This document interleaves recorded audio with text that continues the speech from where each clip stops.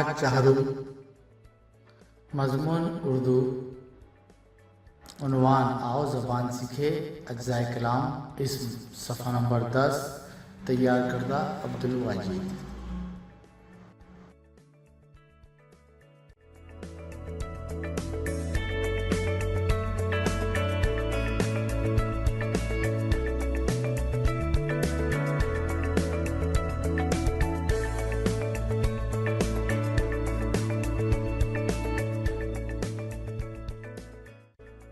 अज्जाए कलाम हम जो बात करते या लिखते हैं उसे कलाम कहा जाता है। कलाम में हम बहुत सी चीज़ों, कामों और ख़ासियतों वगैरह का जिक्र करते हैं। जिस कलाम से कोई मुकम्मल बात समझ में आती हो उसे जुमला कहा जाता है।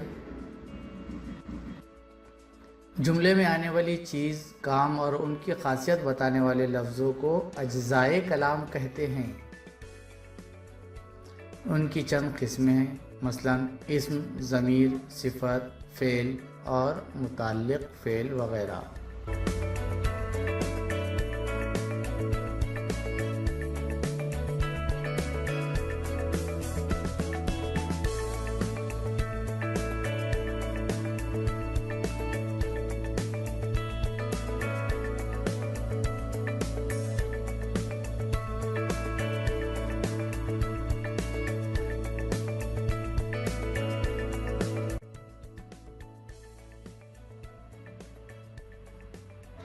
किसी शख्स, चीज़ या जगह वगैरह के नाम को इस्म कहते हैं।